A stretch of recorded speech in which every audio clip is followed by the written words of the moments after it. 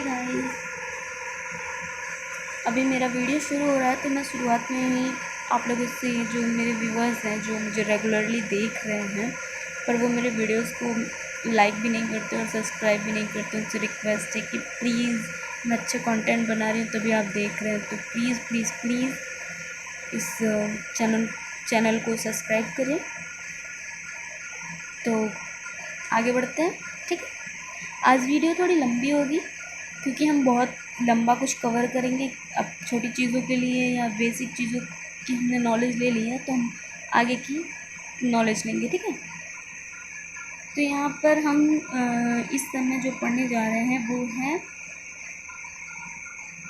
वो है कोशिका की आकृति व आकार, ठीक है। शेप, साइज है, shape and size of cell, ठीक है। जीव द्रव्य जो होता है वो भौतिक कारणों की वजह से, मतलब कि कई जलवायु और वातावरणीय और गुरुत्वाकर्षण के जो दाब पड़ते हैं उसके कारण वो गोल ही रहता है, ठीक है। जैसे कि हमारा शरीर है,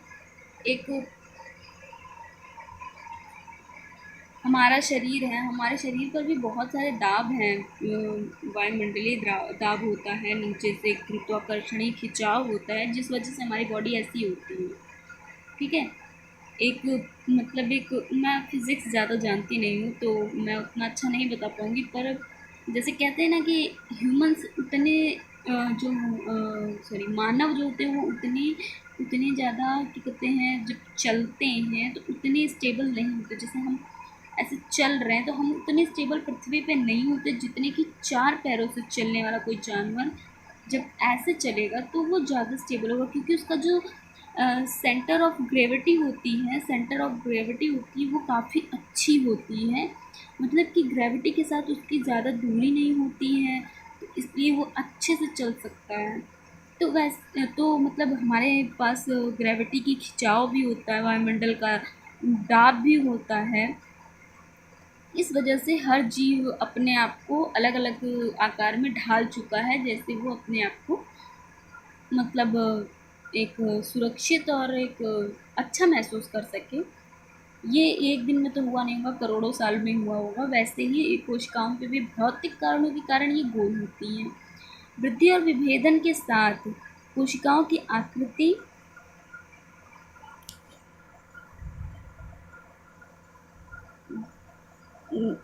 देखिए, वृद्धि और विभेदन के साथ कोशिकाओं की आकृति विभिन्न प्रकार की हो जाती है। यद्यपि कोशिकाएं मुख्यतः 2 प्रकार की बहुफलक, ठीक है, पॉलीहेड्रल होती हैं, जिसमें व्यास एक समान होता है और लंबाई होती है, ठीक है। परंतु इन 2 रूपों के बीच में कई रूप होते हैं। मतलब जैसे हमारे पास इंग्लिश के ABCD होती हैं, हिंदी के क ख ग होते हैं, लेकिन उन कुछ वर्णमालाओं से एक पूरी भाषा का निर्माण कर देते हैं, एक पूरी किताब लिख सकते हैं। हम पूरी भाषा का ही निर्माण कर सकते हैं, और क्या मैं बोलूँ, मतलब भाषा से ज़्यादा क्या, कितने लाख शब्दों का उपयोग होता है एक भाषा में। तो इनमें 2 बहुफलक होते हैं, 2 प्रकार के बहुफलक होते हैं, लेकिन उन 2 प्रकारों में बहुत सारे प्रकार होते हैं, ठीक है। बहुफलक रूप कोशिकाओं के आपस के दबाव से बन जाते हैं, ठीक है। मतलब कि आपस के दबाव, मतलब कि जैसे मेरी बॉडी का एक स्किन है, जब भी आप अपनी बॉडी का स्किन देखेंगे तो क्या कहीं से भी एयर लीकेज, कुछ प्रॉब्लम क्रिएटिव कोई चीज़ ऐसी होती, एकदम खचाखच, मतलब कि सेल्स ऊपर स्किन पे ही इतनी ज़्यादा सेल्स बनी हुई हैं, कहीं से कोई एक मतलब माइक्रो के लेवल पे भी कहीं से भी कोई मतलब लीकेज नहीं हो सकती, इतने ज़्यादा ये अच्छे से मतलब कवर्ड होते हैं। तो समझ सकते हैं जब बहुत ज़्यादा होंगे तो आपस में जगह की कमी पे वो पूरा करने के लिए उस डिज़ाइन के हो ही जाते होंगे, ठीक है। समझ रहे थे कि ये कई तरह के डिज़ाइंस होते हैं कोशिकाओं के। आप इसका स्क्रीनशॉट भी ले सकते हैं। जिनके पास बुक्स नहीं है देखिए उनको मेरे वीडियोस देखने चाहिए, क्योंकि उनको बहुत फ़ायदा करेगा। क्या होता है, मेरे पास खुद बहुत सारी बुक्स नहीं है, मेरे पास ये इंटर की मेरी खुद की बुक्स पड़ी थी तो मैंने इसी से पढ़ाई शुरू कर दी है। अब जिनके पास ये भी इस समय अवेलेबल नहीं है, वो ख़रीद नहीं पा रहे, लॉकडाउन चल रहा है, तो उनके लिए ये बहुत अच्छा है। वो मेरी वीडियोस देखें, उनको मैं बुक्स का ही पढ़ाती हूँ। देखिए मैं कहीं से कोई कंटेंट नहीं, मेरे खुद के नोट्स मैंने स्टार्ट में किए थे तो वो मैंने पेंसिल से लिखे थे, वो ब्लर थे तो इसलिए ठीक है, ये मैंने खुद से बनाए हैं। ओ सॉरी, मैं बुक से ही पढ़ा रही हूँ, तो आपको कोई गलती की गुंजाइश तो नहीं हो सकती है। और ये एनसीईआरटी ही है, ठीक है।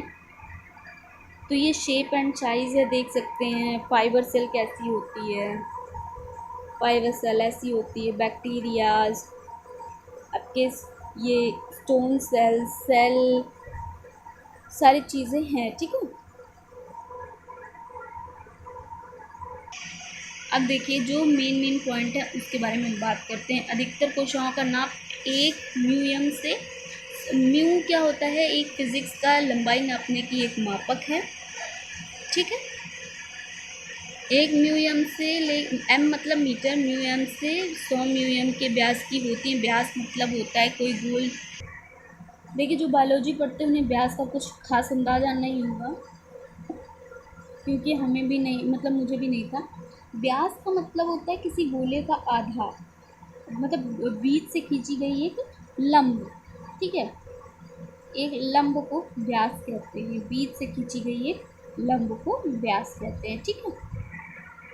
तो व्यास समझ गया, इतने व्यास का होता है। लेकिन माइकोप्लाज्मा गैलीसेप्टिकम नाम का एक सेल है, पाया गया है, जो अब तक की देखी गई सबसे छोटी सेल है। देखिए जैसे कि आप कभी भी मैथ्स में अनंत जो होता है, सॉरी, कोई अंकों का अंत नहीं बता सकते, वैसे ही बायोलॉजी में किसी चीज़ को आप परफेक्टली ये नहीं कह सकते कि हाँ अब बस यही है, इसके आगे कुछ नहीं हुआ, सब कुछ बदल सकता है, ठीक है।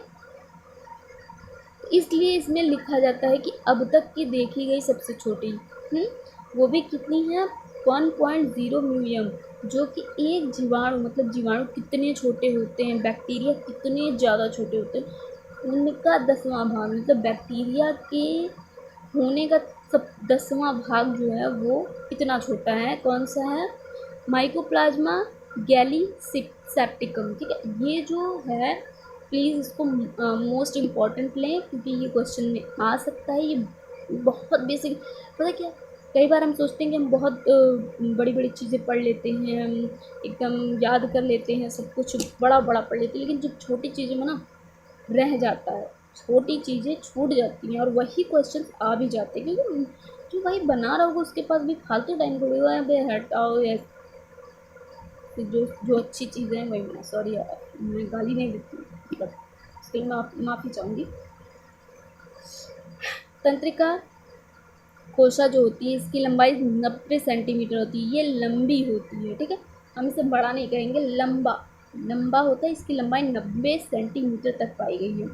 सबसे छोटा, ठीक है, छोटा क्या कहते हैं, पाया गया है कितना, 1.0 म्यूएम, ठीक है। और लंबा तंत्रिका तंतु, नर्वस सेल जो होती है वही सबसे ज़्यादा लंबी होती है, वो 90 सेंटीमीटर तक अब तक पाया गया है, ठीक है।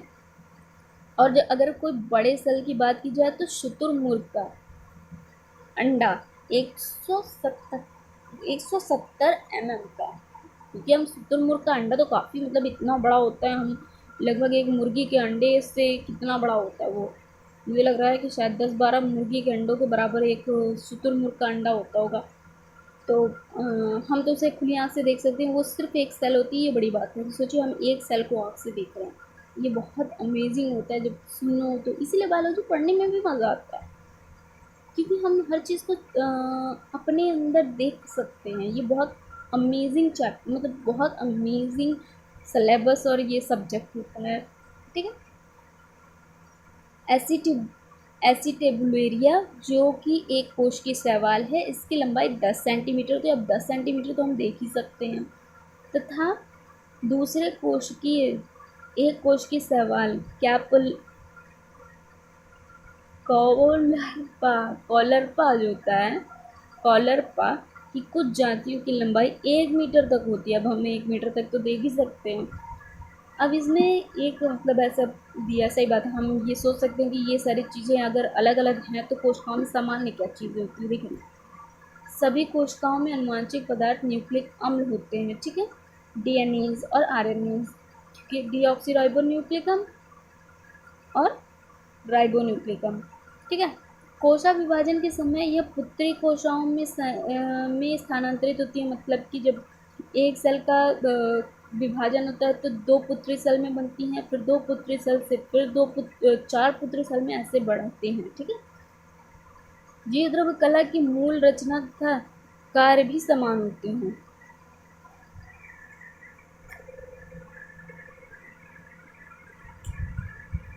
मतलब जो जीव द्रव्य कला है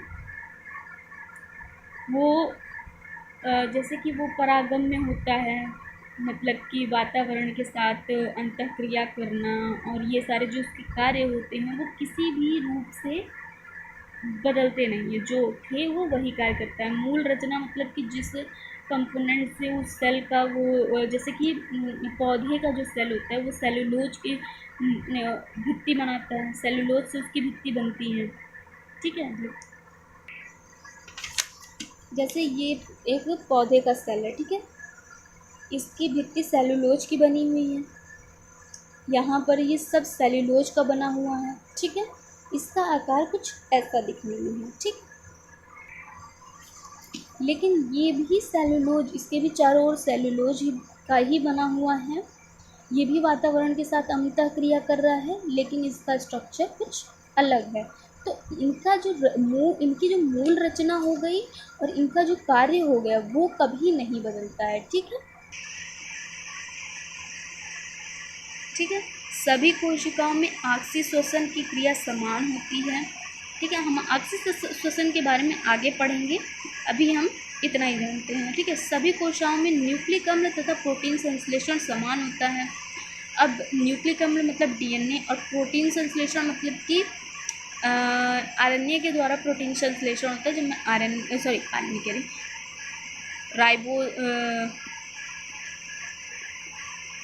राइबोसोम के द्वारा प्रोटीन संश्लेषण होता है। तो इसके बारे में मैं आपको आगे अभी जब राइबोसोम पढ़ाऊंगी तब मैं बताऊंगी, ठीक है।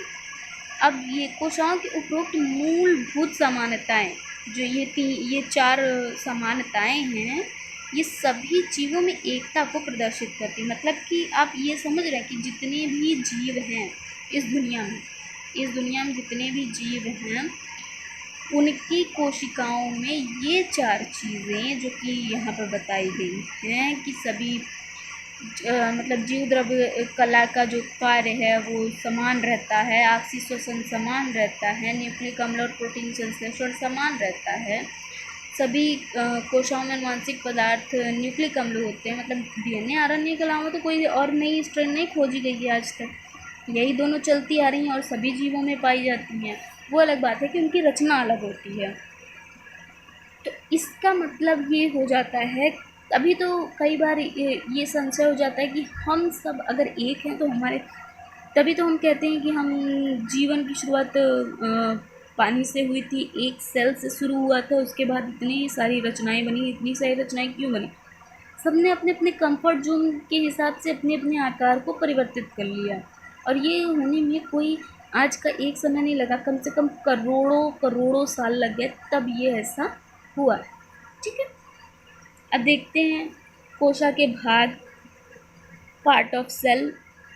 अब जैसे कि यहाँ पर है देखिए, पार्ट ऑफ सेल्स के 3 पार्ट्स होते हैं, जीवद्रव्य, प्रोटोप्लाज्म, रिक्तिका या राजधानी। ये रिक्तिका या राजधानी, इसमें थोड़ा सा इंटरेस्ट है, मैं आपको जब पढ़ाऊंगी तो बताऊंगी, काफ़ी अच्छा है ये। फिर कोशाभित्ति, ठीक है। तो अब पढ़ेंगे हम जीवद्रव्य।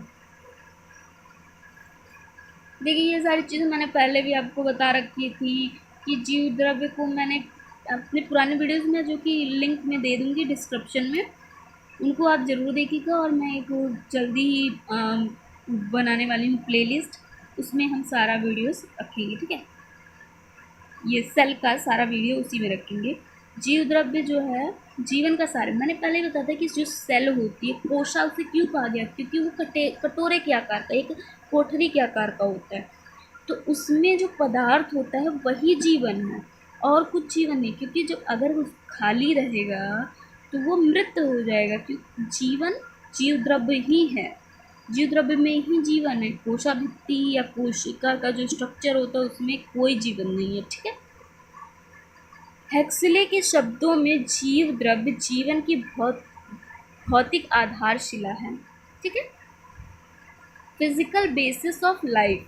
ठीक, जो बात मैंने कही वही हेक्सले साहब ने भी कही थी, मतलब हेक्सले साहब से ही मैंने पढ़ी थी, मैंने आपको बताई।